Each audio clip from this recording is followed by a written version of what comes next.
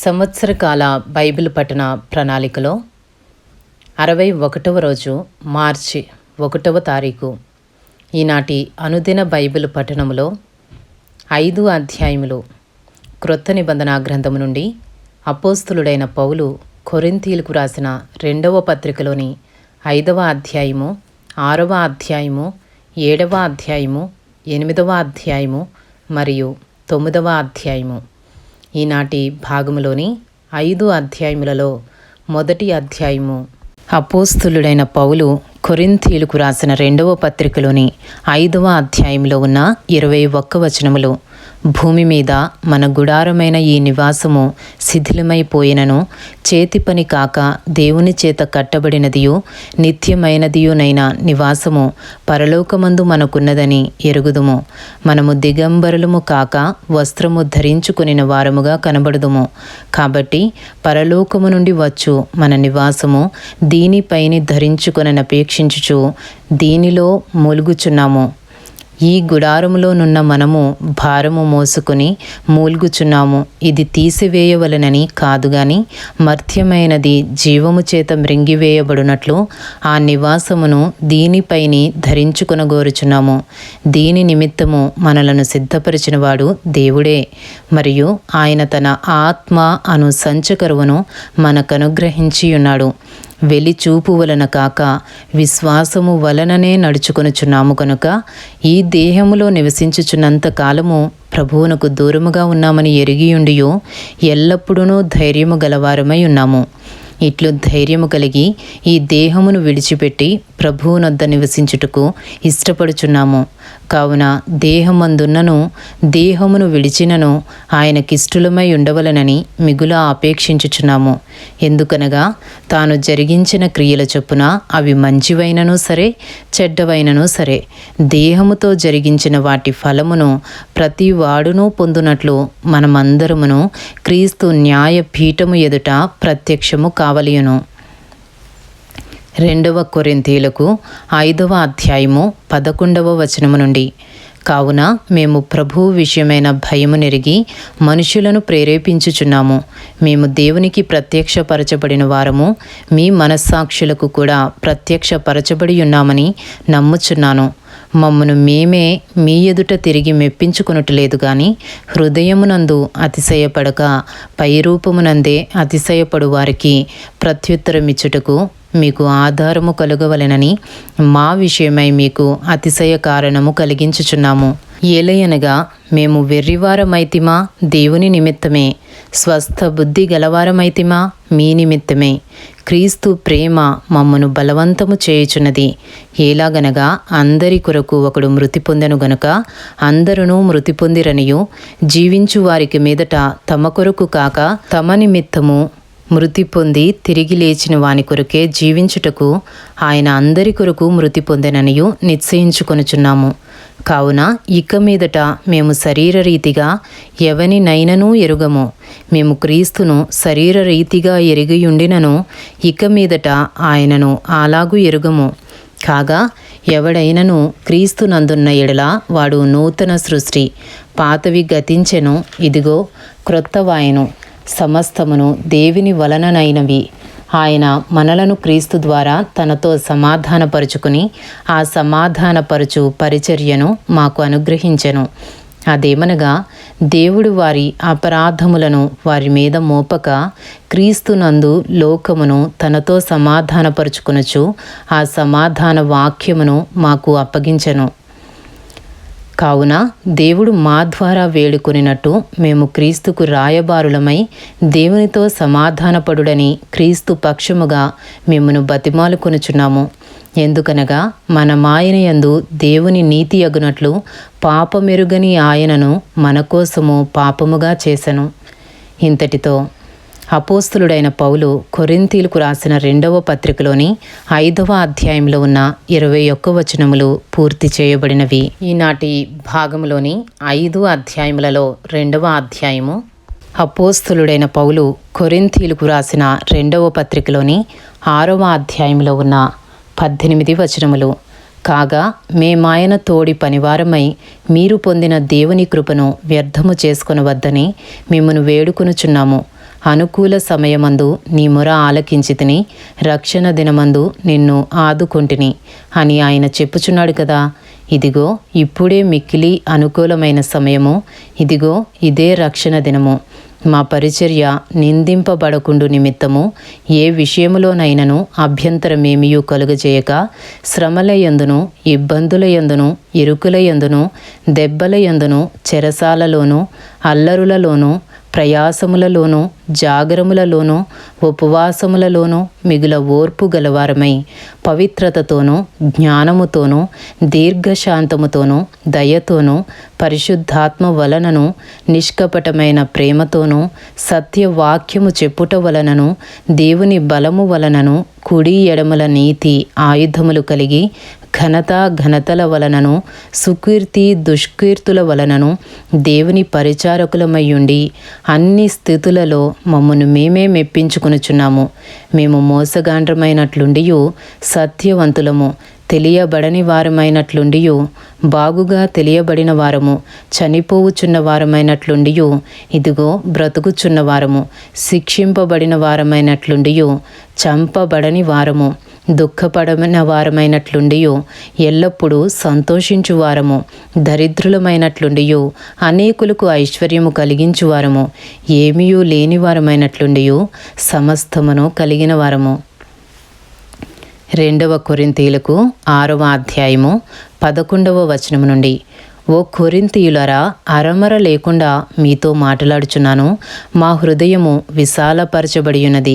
మీ ఎడల మా అంతఃకరణము సంకుచితమై ఉండలేదు గాని మీ అంతఃకరణమే సంకుచితమై ఉన్నది. మీ ఎడల మాకున్న అంతఃకరణమునకు ప్రతిఫలముగా మీరును మీ హృదయములను విశాలపరుచుకునుడి. మీరు నా పిల్లలని మీతో ఇలాగు చెప్పుచున్నాను. మీరు అవిశ్వాసులతో జోడుగా ఉండకుడి. నీతికి దుర్నీతితో ఏమి సాంగత్యమో, వెలుగునకు చీకటితో ఏమి పొత్తు, క్రీస్తునకు బెలియాలుతో ఏమి సంబంధమో, అవిశ్వాసితో విశ్వాసికి పాలెక్కడిది, దేవుని ఆలయమునకు విగ్రహములతో ఏమి పొందిక. మనము జీవము గల దేవుని ఆలయమై ఉన్నాము. అందుకు దేవుడు ఈలాగు సెలవిచ్చుచున్నాడు, నేను వారిలో నివసించి సంచరింతును, నేను వారి దేవుడనై ఉందును, వారు నా ప్రజలై ఉందురు. కావున మీరు వారి మధ్య నుండి బయలు వెడలి ప్రత్యేకముగా ఉండుడి. అపవిత్రమైన దానిని ముట్టకుడని ప్రభువు చెప్పుచున్నాడు. మరియు నేను మిమ్మల్ని చేర్చుకొందును, మీకు తండ్రినై ఉందును, మీరు నాకు కుమారులను కుమార్తెలు నయ్యుందురని సర్వశక్తిగల ప్రభువు చెప్పుచున్నాడు. ఇంతటితో అపోస్తులుడైన పౌలు కొరింథీయులకు రాసిన 2వ పత్రికలోని 6వ అధ్యాయంలో ఉన్న 18 వచనములు పూర్తి చేయబడినవి. ఈనాటి భాగములోని 5 అధ్యాయములలో 3వ అధ్యాయము అపోస్తులుడైన పౌలు కొరింథీయులకు రాసిన 2వ పత్రికలోని 7వ అధ్యాయంలో ఉన్న 16 వచనములు. ప్రియులారా, మనకు ఈ వాగ్దానములు ఉన్నవి గనుక దేవుని భయముతో పరిశుద్ధతను సంపూర్తి చేసుకొనుచు శరీరమునకును ఆత్మకును కలిగిన సమస్త కల్మషము నుండి మనలను పవిత్రులనుగా చేసుకొందము. మమ్మును మీ హృదయములలో చేర్చుకునుడి. మేమెవనికి అన్యాయము చేయలేదు, ఎవనిని చెరుపలేదు, ఎవనిని మోసము చేయలేదు. మీకు శిక్షావిధి కలుగవలెనని నేనీలాగు చెప్పలేదు. చనిపోయిన గాని జీవించినా గాని మీరును మేమును కూడా ఉండవలెననియు, మీరు మా హృదయములలో ఉన్నారనియు నేను లోగడ చెప్పితిని కదా. మీ ఎడల నేను బహు ధైర్యముగా మాట్లాడుచున్నాను. మిమ్మును గూర్చి నాకు చాలా అతిశయము కలదు. ఆదరణతో నిండుకొనియున్నాను. మా శ్రమ అంతటికీ మించిన అత్యధికమైన ఆనందముతో ఉప్పొంగుచున్నాను. 2 కొరింథీయులకు 7వ అధ్యాయము 5వ వచనము నుండి. మేము మాసిదోనియకు వచ్చినప్పుడును మా శరీరము ఏమాత్రమును విశ్రాంతి పొందలేదు. ఎటు బోయినను మాకు శ్రమయే కలిగెను. వెలుపట పోరాటములు, లోపట భయములు ఉండెను. అయినను దీనులను ఆదరించు దేవుడు తీతు రాకవలన మమ్మను ఆదరించెను. తీతు రాకవలన మాత్రమే కాకుండా అతడు మీ అత్యాభిలాషను, మీ అంగలార్పును, నా విషయమై మీకు కలిగిన అత్యాశక్తిని మాకు తెలుపుచు తాను మీ విషయమై పొందిన ఆదరణ వలన కూడా మమ్మను ఆదరించెను గనుక నేను మరీ ఎక్కువగా సంతోషించితిని. నేను వ్రాసిన పత్రిక వలన మిమ్మను దుఃఖపెట్టినందున విచారపడను. నాకు విచారము కలిగినను ఆ పత్రిక మిమ్మను స్వల్పకాలము మట్టుకే దుఃఖపెట్టనని తెలుసుకొని ఉన్నాను. మీరు దుఃఖపడితరని సంతోషించుటలేదు గాని మీరు దుఃఖపడి మారు మనసు పొందితరని ఇప్పుడు సంతోషించుచున్నాను. ఏలయనగా ఏ విషయంలోనైనను మా వలన మీరు నష్టము పొందకుండుటకై దైవ చిత్తానుసారముగా దుఃఖపడితిరి. దైవ చిత్తానుసారమైన దుఃఖము రక్షణార్థమైన మారు మనసును కలుగజేయను.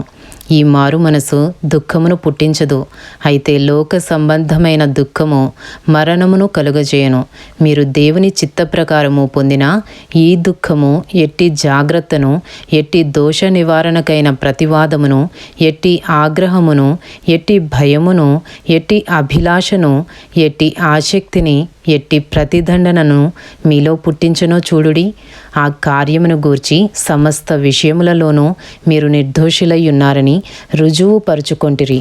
నేను మీకు వ్రాసినను ఆ దుష్కార్యము చేసిన వాని నిమిత్తము రాయలేదు, వాని వలన అన్యాయము పొందిన వాని నిమిత్తమైనను రాయలేదు. మా ఎడల మీకున్న ఆసక్తి దేవుని ఎదుట మీ మధ్య బాహాట మగుటకే వ్రాసితిని. ఇందుచేత మేము ఆదరింపబడితిమి. అంతేకాదు మాకు ఈ ఆదరణ కలిగినప్పుడు తీతు యొక్క ఆత్మ మీ అందరి వలన విశ్రాంతి పొందినందున అతని సంతోషమును చూచి మరి ఎక్కువగా మేము సంతోషించితిమి. ఏలయనగా నేను అతని ఎదుట మీ విషయమై ఏ అతిశయపు మాటలు చెప్పినను నేను సిగ్గుపరచబడలేదు. మేమేలాగూ అన్నిటినీ మీతో నిజముగా చెప్పితుమో అలాగే మేము తీతు ఎదుట మీ విషయమై చెప్పిన అతిశయపు మాటలు నిజమని కనబడెను. మరియు మీరు భయముతోనూ వణుకుతోనూ తన్ను చేర్చుకుంటిరని అతడు మీ అందరి విధేయతను జ్ఞాపకము చేసుకొనుచుండగా అతని అంతఃకరణము మరి ఎక్కువగా మీ ఎడల ఉన్నది. ప్రతి విషయములోనూ మీ వలన నాకు ధైర్యము కలుగుచున్నది కనుక సంతోషించుచున్నాను.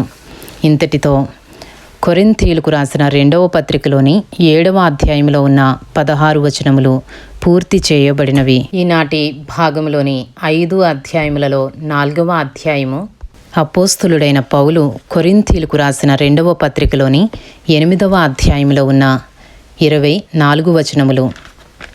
సహోదరులారా, మాసిదోనియా సంఘములకు అనుగ్రహింపబడి ఉన్న దేవుని కృపను గూర్చి మీకు తెలియజేయుచున్నాము. ఎలాగనగా వారు బహుశ్రమ వలన పరీక్షింపబడగా అత్యధికముగా సంతోషించిరి. మరియు వారు నిరుపేదలైనను వారి దాతృత్వము బహుగా విస్తరించెను. ఈ కృప విషయములోనూ పరిశుద్ధుల కొరకైన పరిచర్యలో పాలుపొందు విషయములోనూ మనఃపూర్వకముగా మమ్మను వేడుకొనుచు వారు తమ సామర్థ్యము కొలదియే కాక సామర్థ్యము కంటే ఎక్కువగాను తమంతట తామే ఇచ్చిరని మీకు సాక్ష్యమిచ్చుచున్నాను. ఇదియుగాక మొదట ప్రభువునకును దేవుని చిత్తము వలన మాకును తమ్మును తామే అప్పగించుకునిరి. ఇంతగా చేయుదురని మేమనుకునలేదు. కావున తీతు ఈ కృపను ఏలాగు పూర్వము మొదలుపెట్టెనో అలాగున దానిని మీలో సంపూర్ణము చేయుమని మేమతని వేడుకొంటిమి. మీరు ప్రతి విషయములో అనగా విశ్వాసమందును, ఉపదేశమందును, జ్ఞానమందును, సమస్త జాగ్రత్త యందును, మీకు మా ఎడలనున్న ప్రేమ యందును ఏలాగూ అభివృద్ధి పొందుచున్నారో అలాగే మీరు ఈ కృపయందు కూడా అభివృద్ధి పొందినట్లు చూచుకొనుడి. ఆజ్ఞాపూర్వకముగా మీతో చెప్పుటలేదు, ఇతరుల జాగ్రత్తను మీకు చూపుట చేత మీ ప్రేమ ఎంత యథార్థమైనదో పరీక్షింపవలనని చెప్పుచున్నాను. మీరు మన ప్రభువైన యేసుక్రీస్తు కృపను ఎరుగుదురు కదా. ఆయన ధనవంతుడై ఉండియు మీరు తన దారిద్ర్యము వలన ధనవంతులు కావాలనని మీ నిమిత్తము దరిద్రుడాయను. ఇందును గూర్చి నా తాత్పర్యము చెప్పుచున్నాను. సంవత్సరము క్రిందటనే ఈ కార్యము చేయుట యందే కాక చేయ తలపెట్టుట యందు కూడా మొదటివారై ఉండిన మీకు మేలు. కావున తలపెట్టుటకు సిద్ధమైన మనసు మీలో ఏలాగు కలిగెనో అలాగే మీ కలిమి కొలది సంపూర్తి యగునట్లు మీరు ఆ కార్యమును ఇప్పుడు నెరవేర్చుడి. మొదట ఒకడు సిద్ధమైన మనసు కలిగి ఉంటే శక్తికి మించి కాదు గాని కలిమి కొలదియే ఇచ్చినది ప్రీతికరమవును. ఇతరులకు తేలికగాను మీకు భారముగాను ఉండవలనని ఇది చెప్పుటలేదు గాని హెచ్చుగా కూర్చుకొనిన వానికి ఎక్కువ మిగులలేదనియో తక్కువగా కూర్చుకొనిన వానికి తక్కువ కాలేదనియో వ్రాయబడిన ప్రకారము అందరికీ సమానముగా ఉండు నిమిత్తము ప్రస్తుతమందు మీ సమృద్ధి వారి అక్కరకును మరియొకప్పుడు వారి సమృద్ధి మీ అక్కరకును సహాయమై ఉండవలనని ఇలాగూ చెప్పుచున్నాను. 2 కొరింథీయులకు 8వ అధ్యాయము 16వ వచనము నుండి మీ విషయమై నాకు కలిగిన ఈ ఆసక్తినే తీతు హృదయములో పుట్టించిన దేవునికి స్తోత్రము. అతడు నా హెచ్చరికను అంగీకరించను గాని అతనికే విశేష ఆసక్తి కలిగినందున తన ఇష్టము చప్పుననే మీ యొద్దకు బయలుదేరి వచ్చుచున్నాడు. మరియు సువార్త విషయము సంఘములన్నిటిలో ప్రసిద్ధి చెందిన సహోదరుని అతనితో కూడా పంపుచున్నాము. అంతేకాక మన ప్రభువునకు మహిమ కలుగు నిమిత్తమును మా సిద్ధమైన మనస్సు కనుపరుచు నిమిత్తమును ఈ ఉపకార ద్రవ్యము విషయమై పరిచారకులమైన మాతో కూడా అతడు ప్రయాణము చేయవలెనని సంఘముల వారు అతని ఏర్పరచుకునిరి. మరియు మేమింత విస్తారమైన ధర్మము విషయమై పరిచారకులమై ఉన్నాము కనుక దానిని గూర్చి మా మీద ఎవడునూ తప్పు మోపకుండా మేము జాగ్రత్తగా చూచుకొనుచు అతనిని పంపుచున్నాము. ఏలయనగా ప్రభువు దృష్టియందు మాత్రమే కాక మనుష్యుల దృష్టియందును యోగ్యమైన వాటిని గూర్చి శ్రద్ధగా ఆలోచించుకొనుచున్నాము. మరియు వారితో కూడా మేము మా సహోదరుని పంపుచున్నాము. చాలా సంగతులలో అనేక పర్యాయములు అతనిని పరీక్షించి అతడు ఆసక్తి గలవాడనియు ఇప్పుడునూ మీ ఎడల అతనికి కలిగిన విశేషమైన నమ్మిక వలన మరి ఎక్కువైన ఆసక్తి గలవాడనియు తెలుసుకుని ఉన్నాము. తీతు ఎవడని ఎవరైనా అడిగిన ఎడల అతడు నా పాలివాడును మీ విషయంలో నా జత పనివాడునై ఉన్నాడనియో, మన సహోదరులెవరని అడిగిన ఎడల వారు సంఘముల దూతలను క్రీస్తు మహిమనియు నయ్యున్నారనియో నేను చెప్పుచున్నాను. కాబట్టి మీ ప్రేమ యథార్థమైనదనియు మీ విషయమైన మా అతిశయము వ్యర్థము కాదనియు వారికి సంఘముల ఎదుట కనుపరుచుడి. ఇంతటితో కొరింథీయులకు రాసిన 2వ పత్రికలోని 8వ అధ్యాయంలో ఉన్న 24 వచనములు పూర్తి చేయబడినవి. ఈనాటి భాగంలోని 5 అధ్యాయములలో 5వ అధ్యాయము అపోస్తులుడైన పౌలు కొరింథీయులకు రాసిన 2వ పత్రికలోని 9వ అధ్యాయంలో ఉన్న 15 వచనములు.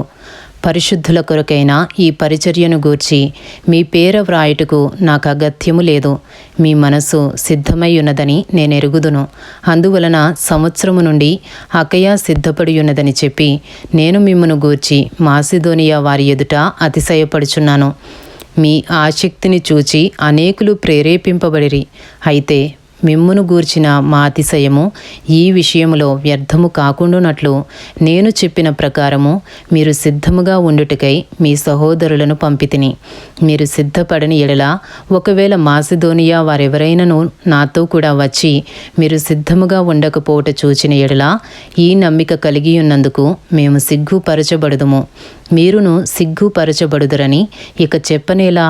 కావున లోగడ ఇచ్చేదమని మీరు చెప్పిన ధర్మము పిసినితనముగా ఇయ్యక ధారాళముగా ఇయ్యవలనని చెప్పి సహోదరులు మీ యొద్దకు ముందుగా వచ్చి దానిని జమ చేయుటకై వారిని హెచ్చరించుట అవసరమని తలంచితిని. కొంచెముగా విత్తువాడు కొంచెముగా పంట కోయును, సమృద్ధిగా విత్తువాడు సమృద్ధిగా పంట కోయును అని ఈ విషయమై చెప్పవచ్చును. సనుగు కొనకయు బలవంతముగా కాకయు ప్రతి వాడును తన హృదయములో నిశ్చయించుకునిన ప్రకారము ఇయ్యవలెను. దేవుడు ఉత్సాహముగా ఇచ్చువానిని ప్రేమించును. మరియు అన్నిటి యందు ఎల్లప్పుడూ మీలో మీరు సర్వ సమృద్ధి గలవారై ఉత్తమమైన ప్రతి కార్యము చేయుటకు దేవుడు మీ ఎడల సమస్త విధములైన కృపను విస్తరింప చేయగలడు. ఇందు విషయమై అతడు వెదజల్లి దరిద్రులకిచ్చెను, అతని నీతి నిరంతరము నిలుచును అని వ్రాయబడి ఉన్నది. విత్తువానికి విత్తనమును తినుటకు ఆహారమును దయచేయు దేవుడు మీకు విత్తనము దయచేసి విస్తరింపచేసి మీరు ప్రతి విషయములో పూర్ణ ఔదార్య భాగ్యము గలవారగునట్లు మీ నీతి ఫలములు వృద్ధి పొందించును. ఇట్టి ఔదార్యము వలన మా ద్వారా దేవునికి కృతజ్ఞతాస్తుతులు చెల్లింపబడును. ఏలయనగా ఈ సేవను గూర్చిన పరిచర్య పరిశుద్ధుల అక్కరలకు సహాయము కలుగజేయటం మాత్రము కాకుండా అనేకులు దేవునికి చెల్లించు కృతజ్ఞతాస్తుతుల మూలముగా విస్తరించుచున్నది. ఎలాగనగా క్రీస్తు సువార్తను అంగీకరింతుమని ఒప్పుకునుట యందు మీరు విధేయులైనందు చేతను వారి విషయమును అందరి విషయమును ఇంత ఔదార్యముగా ధర్మము చేసినందు చేతను ఈ పరిచర్య మూలముగా మీ యోగ్యత కనబడినందున వారు దేవుని మహిమపరుచుచున్నారు. మరియు మీ ఎడల దేవుడు కనుపరిచిన అత్యధికమైన కృపను చూచి వారు మీ నిమిత్తమై ప్రార్థన చేయుచు మిమ్మను చూడవలెనని ఎక్కువ కోరిక గలవారై ఉన్నారు. చెప్ప సఖ్యము కాని ఆయన వరమును గూర్చి దేవునికి స్తోత్రము. ఇంతటితో అపోస్తులుడైన పౌలు కొరింథీలకు రాసిన 2వ పత్రికలోని 9వ అధ్యాయంలో ఉన్న 15 వచనములు పూర్తి చేయబడినవి. ఈనాటి భాగంలోని 5 అధ్యాయములు అపోస్తులుడైన పౌలు కొరింథీలకు రాసిన 2వ పత్రికలోని 5వ అధ్యాయము, 6వ అధ్యాయము, 7వ అధ్యాయము, 8వ అధ్యాయము మరియు 9వ అధ్యాయము పూర్తి చేయబడినవి. Thank you lord.